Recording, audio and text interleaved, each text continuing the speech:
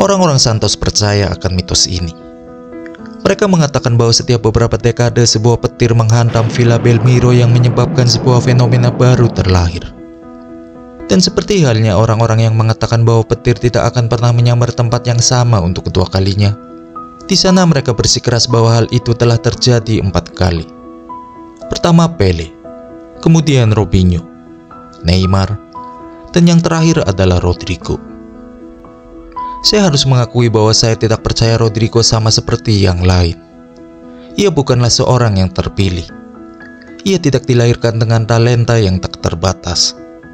Ia dibesarkan menjadi seorang pemain seperti sekarang ini, melalui darah, keringat, dan air mata. Semuanya di tangan ayahnya sendiri. Kalian tahu apa yang ayahnya katakan kepada ibunya yang sedang hamil ketika mengatakan bahwa dia merasa sudah waktunya untuk melahirkan? Dia mengatakan kepadanya, "Tahanlah sebentar lagi." Kenapa? Sederhana. Dia seharusnya lahir pada hari Natal, yang berarti dia akan selamanya menjadi anak bungsu di setiap tim junior yang dia ikuti, yang menurut ayahnya adalah bencana bagi setiap anak yang mencoba untuk menjadi pemain profesional.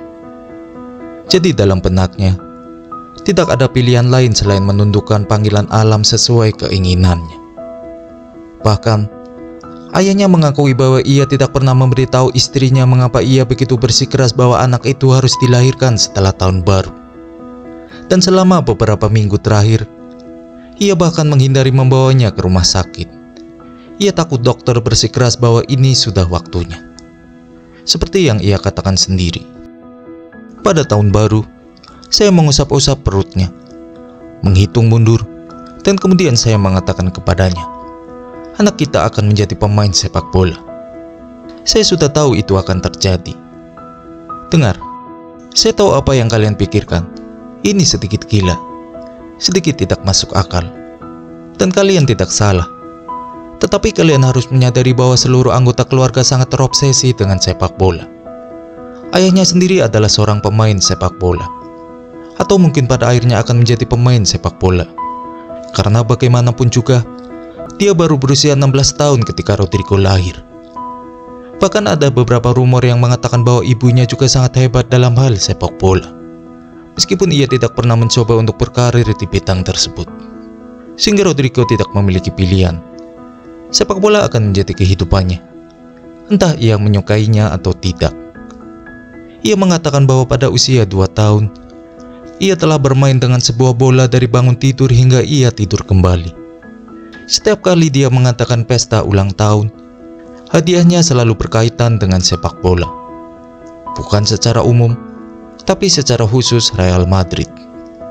Kue Real Madrid, spanduk Real Madrid, topi Real Madrid.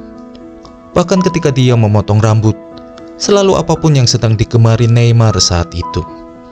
Faktanya, saat ayahnya menjadi pemain profesional, ia menjadikan Rodrigo sebagai maskot setiap tim yang dibelanya. Ia selalu membawanya ke dalam bus tim dan masuk ke ruang ganti.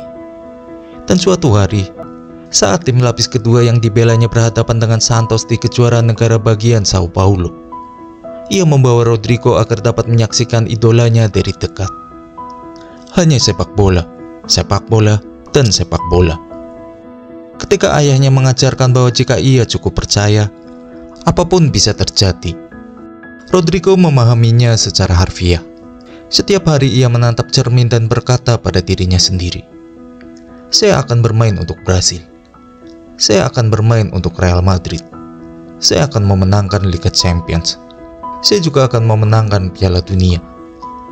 Dan pada usia 5 tahun, ia sudah memiliki kepercayaan seperti ayahnya. Ia mengatakan kepada ibunya, "Jangan khawatir, suatu hari nanti saya akan menjadi pemain terbaik di dunia." Namun ironisnya, langkah pertamanya menuju ke sana hampir membuat ibunya terkena serangan jantung. Rodrigo menghabiskan banyak waktunya bermain di lapangan tanah dengan anak-anak yang beberapa tahun lebih tua darinya, yang semuanya bermain untuk klub futsal lokal. Dan setiap kali pelatih mereka akan datang dengan mobilnya untuk menjemput mereka, Rodrigo akan tetap tinggal di belakang. Benar-benar patah hati karena dia terlalu muda untuk bergabung. Sampai suatu hari, Pelatih memarkir mobil di dekatnya, duduk di sana mengawasi mereka, dan menyadari bahwa anak kecil yang tidak pernah dia perhatikan itu jauh lebih baik daripada yang lainnya. Jadi, begitu permainannya selesai, dia memanggilnya dan menyuruhnya masuk ke dalam mobil. Mereka berniat mendaftarkannya untuk turnamen berikutnya. Saya tidak tahu apa yang dipikirkan pria itu. Tapi, dua sepupu Rodrigo berlari ke ibunya, mengatakan kepadanya bahwa mereka melihatnya masuk ke dalam mobil van bersama seorang pria asing. Dan sebelum kalian menyadarinya, ibunya langsung menelpon polisi. Untungnya anak itu akhirnya muncul sebelum keadaan menjadi tidak terkendali. Tetapi seperti yang pernah dikatakan oleh Rodrigo, semua orang putus asa. Mereka yakin saya telah diculik. Ketika saya muncul, ibu sangat marah. Dia langsung menghukum saya. Tapi ya ampun, saya masih kecil. Saya dibutakan oleh kesempatan turnamen sepak bola. Saya bahkan tidak berpikir dua kali. Dan di satu sisi, begitu dia mulai bermain, tidak lama kemudian namanya mulai dikenal di seluruh kota. Berbagai macam cerita beredar. Mereka membicarakan tentang seorang anak kecil yang termuda di skuadnya, yang dimasukkan ke dalam sebuah pertandingan saat jeda babak pertama saat timnya kalah 2-0, dan dengan cepat membalikkan keadaan dengan mencetak 7 gol seorang diri. Kemudian dalam sekejap mata, ia telah mengikuti uji coba di tim Under-9 Sao Paulo, di mana ia bermain dengan sangat baik, sehingga mereka meminta untuk memeriksa kartu identitasnya, hanya untuk meyakinkan bahwa ia belum berusia 9 tahun. Dan setelah Rodrigo berusia 9 tahun, karir sepak bola sang ayah mulai menurun.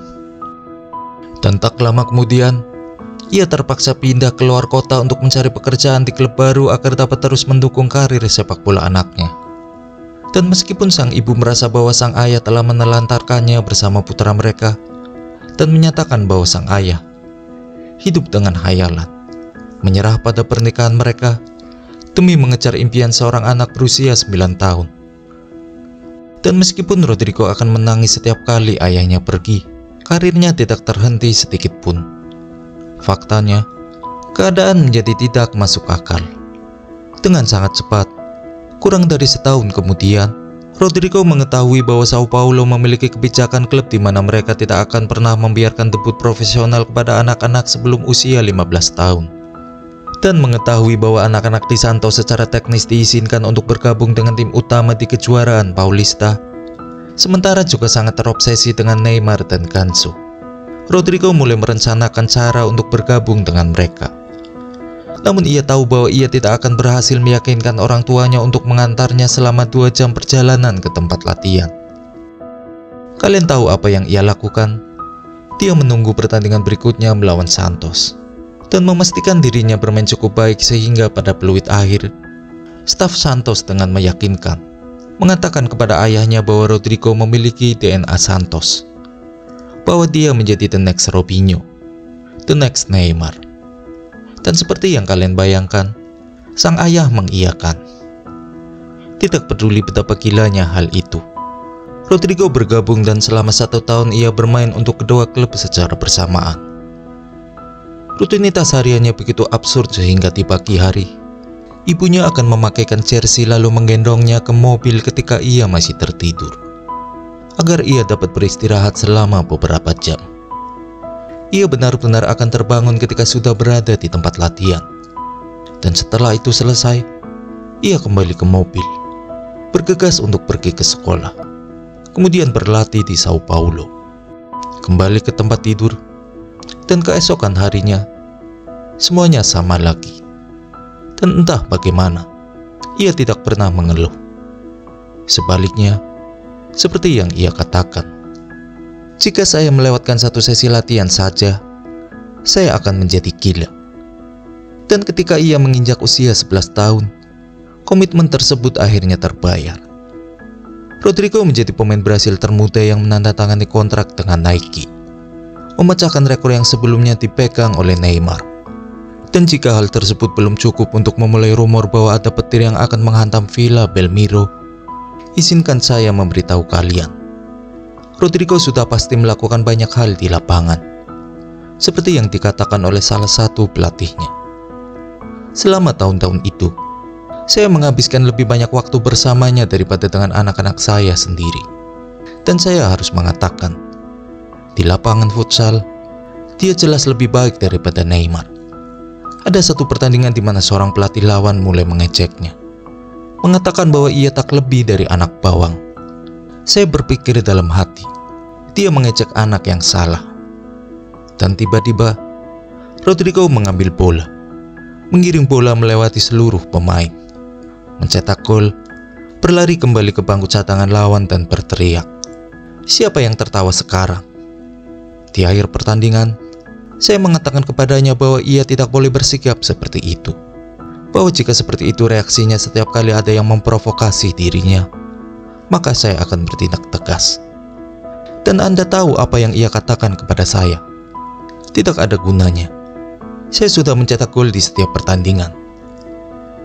Sejak saat itu, segalanya terus membaik. Saat berusia 15 tahun, ia mencetak 24 gol dalam 22 pertandingan untuk tim U17 Santos. Bahkan pernah mencetak 6 gol dalam satu pertandingan, menarik minat Liverpool dan hampir pindah ke Eropa, membuat para pendukung Santos mulai menyebutnya mata duitan, mencemoohnya di setiap pertandingan, menyatakan bahwa ia tidak dapat dibandingkan dengan Neymar atau Robinho jika ia ingin pergi sebelum membalas jasa yang telah diberikan oleh klub kepadanya. Jadi, pada akhirnya ia bertahan dan menandatangani kontrak profesional dengan klausul pelepasan sebesar 50 juta euro, dan akhirnya dipromosikan ke tim utama. Ini adalah tahap yang paling penting dalam proyek ini. Pada saat itu sebagian besar anak-anak ajaib telah gagal. Jadi untuk memastikan semuanya berjalan dengan lancar, ayahnya benar-benar mengakhiri karirnya sendiri agar bisa berada di sisinya selama 24 jam sehari, 7 hari seminggu. Dan kemudian terjadilah. Saat Rodrigo melakukan pemanasan, papan itu terangkat dan nomor 43 terpampang. Dia akan menjalani debutnya tepat saat melawan tim Robinho, Atletico Mineiro. Seperti yang dia katakan kepada dirinya sendiri. Saya merasa takut ketika para penonton mulai meneriakkan nama saya. Itu sangat indah. Tetapi saya hanya berpikir, tidak, jangan lakukan itu. Saya bahkan tidak sempat menyentuh bola. Saya hanya berada di sana selama 1 menit. Tetapi itu seperti sebuah mimpi. Dan pada tahun berikutnya, setelah 18 menit berada di lapangan, ia mencetak gol pertamanya untuk memberikan kemenangan bagi Santos di masa injury time. Dan pada laga berikutnya, ia memastikan hasil imbang dengan hanya beberapa detik tersisa. Dan sekitar 1 bulan kemudian, Rodrigo diberikan kesempatan untuk tampil sebagai starter untuk pertama kalinya di Libertadores. Saat itu ia masih berusia 17 tahun. Hari itu, meskipun ia harus membolos sekolah demi bisa tampil di pertandingan, 43 menit kemudian, ia menjadi pemain Brasil termuda yang berhasil mencetak gol di kompetisi ini. Hype-nya luar biasa. Sekarang semua orang bertanya-tanya apakah ia benar-benar bisa menjadi lebih baik dari Neymar.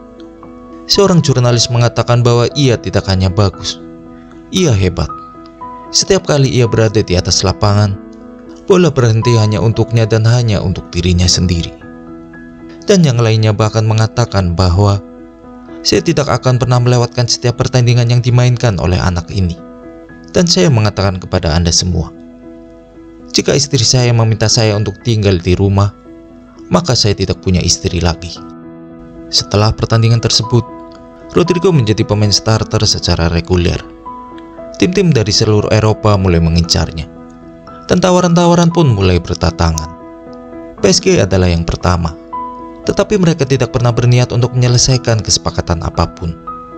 Kemudian datanglah Barcelona, tetapi satu klub yang diimpikannya, Real Madrid. Para pemandu bakat mereka hanya melihat dari kejauhan, tidak pernah benar-benar mendekati mereka. Hari-hari berlalu, Barcelona semakin menekan. Ayahnya telah mengunjungi Catalunya. Mereka telah mengirimkan sebuah seragam dengan namanya. Tidak ada lagi yang dapat mereka lakukan. Tetapi Rodrigo terus mengatakan kepada ayahnya untuk menunggu lebih lama lagi. Untuk menunggu Real. Sang ayah nyaris kehilangan akal sehatnya, mengatakan kepada sang anak, "Kamu gila. Kamu bisa bermain bersama Messi. Kamu membuang kesempatan sekali seumur hidup." Tetapi dia telah melihat Vini menandatangani kontrak dengan Los Blancos tahun sebelumnya. Dan sekarang dia telah menyamai pencapaiannya. Banyak orang di media yang mengatakan bahwa Rodrigo pemain yang lebih baik. Dia tidak mengerti mengapa dia tidak mendapat kesempatan. Jadi sebagai upaya terakhir, dia meminta kepada ayahnya, "Beri saya satu pertandingan lagi. Saya akan mencetak 3 gol dan mereka akan berlari. Saya berjanji kepada ayah." Tetapi kemudian, meskipun ia telah mencetak hat-trick dalam waktu 9 menit, ia tiba di rumah dan langsung bertanya apakah ada kabar dari Real. Dan ayahnya menjawab, "Tidak, tidak ada." Dalam kata-kata Rodrigo sendiri, "Saya sangat terpukul. Saya tidak perlu berlatih keesokan harinya. Jadi saya tinggal di rumah, bermain FIFA, mengasihani diri sendiri. Tetapi kemudian saya melihat ayah saya keluar rumah dengan mengenakan setelan jas. Saya bertanya kepada ibu ayah pergi kemana, tetapi ia tidak menjawabnya. Jadi saya kembali ke kamar saya. Dan beberapa jam kemudian, ayah kembali dan meletakkan 2 jersey di atas tempat tidur saya. Satu milik Real dan satu untuk Barcelona. Dan ia berkata, "Hari ini mimpimu menjadi kenyataan. Kamu tinggal memilihnya." Ternyata Real telah menelpon setelah pertandingan. Tetapi sang ayah memutuskan untuk menyembunyikan semuanya darinya sampai kesepakatan tercapai. Dan kemudian hanya ada satu hal terakhir yang harus dilakukan. Rodrigo dan ayahnya pergi ke rumah Pele untuk mendapatkan restu. Dan sang legenda sendiri memberikan satu nasihat, "Jangan pernah takut pada apapun." Dan Rodrigo selalu mengingatnya. Ketika Real Madrid membayar 45 juta euro untuknya, menjadikannya pemain termahal ke-12 dalam sejarah mereka, dan pemain remaja termahal nomor 1 bersama Vinicius Junior. Ia tidak merasa takut dengan banderolnya ketika ia harus memasuki ruang ganti, karena ia tahu bahwa ia merupakan salah satu dari pemain asing termuda yang mendapat kesempatan tersebut. Para bintang di sekelilingnya tidak membuatnya takut, dan juga para pendukungnya. Ketika waktu menghadapi atmosfer Bernabeu telah tiba, anak yang pernah hampir memohon kepada para pendukung untuk berhenti meneriakkan namanya itu telah lama pergi. Rodrigo telah mencetak gol dalam debutnya, dan dalam 2 partai berikutnya ia telah mencetak gol lagi. Tetapi seperti halnya pemain Real Madrid lainnya, ujian yang paling berat adalah Liga Champions. Dan dapat dikatakan bahwa malam di UCL itu tidak membuatnya takut. Dalam pertandingan keduanya di kompetisi ini, Rodrigo masuk melawan Galatasaray. Dan 4 menit kemudian, ia mencetak gol pembuka dengan kaki kirinya. 3 menit kemudian, ia mencetak gol lagi, kali ini melalui sundulan. Dan hanya 2 menit setelah itu, Toni Kroos dijatuhkan di dalam kotak penalti. Dan setelah pemeriksaan VAR, Rodrigo memiliki peluang untuk mencetak hat-trick tercepat di Liga Champions sepanjang masa. Tetapi sayangnya, Sergio Ramos memilih untuk mengambilnya sendiri. Bagaimanapun juga, sejarah akan tercipta pada malam itu. Setelah memberikan umpan kepada Karim Benzema untuk mencetak gol keempat, Rodrigo muncul di masa injury time, menyarangkan bola dengan kaki kanannya, melengkapi hat-trick yang sempurna dan menjadi pemain termuda kedua yang berhasil mencetak hat-trick di Liga Champions. Dan siapakah yang menjadi nomor 1 jika kalian tanyakan? Ia jelas memiliki semua yang dibutuhkan untuk menjadi yang terbaik di dunia. Dan jika itu terasa luar biasa, rasanya lebih baik lagi ketika pada minggu yang sama, Rodrigo terbangun dari tidur siang dan mendengar teriakan yang datang dari lantai bawah dan telepon genggamnya berdering tanpa henti. Mengangkat panggilan pertama yang muncul dan mendengar ayahnya berkata, "Selamat nak." Dan karena masih bingung setelah bangun tidur, ia bertanya, "Kenapa? Apa hari ini ulang tahunku? Apa yang telah saya lakukan?" Dan sang ayah menjawab, "Kamu telah dipanggil." Dengan bingung, dia melanjutkan, "Untuk apa? Real Madrid tidak bermain besok." Dan ayahnya menambahkan, "Nak, ayah berbicara tentang tim nasional. Dan meskipun kemudian segalanya sedikit melambat, dengan Rodrigo yang harus berjuang menghadapi pandemi, ketika ia kembali di musim ketiganya, ia kembali dengan sepenuh hati. Seakan belum cukup dengan sumbangan 4 golnya dalam 5 laga penyisihan grup Liga Champions. Di babak perempat final, saat Real Madrid tertinggal 4-3 secara agregat, Ancelotti memanggil senjata rahasianya, mengatakan kepadanya, "Masuk dan ubahlah permainan." Dan 2 menit kemudian ia telah mencetak gol. Sejak saat itu, apa yang terjadi adalah sejarah. Dengan peluang 99-1 yang terkenal, Rodrigo masuk dan mencetak 2 gol dan secara ajaib menyamakan kedudukan sebelum Benzema kembali mencetak gol. Dan 24 hari kemudian, tidak peduli berapa tim yang dianggap bermain lebih baik dari Real Madrid, mereka adalah juara Eropa. Jadi, seperti yang dikatakan oleh Rodrigo, jika kamu ingin membunuh seekor ular, kamu harus membitik kepalanya. Kini, Rodrigo tinggal mengejar satu mimpinya lagi, yaitu trofi Piala Dunia. Dan ia juga tinggal selangkah lagi untuk mendapatkan trofi Liga Champions keduanya. Sekian cerita kali ini.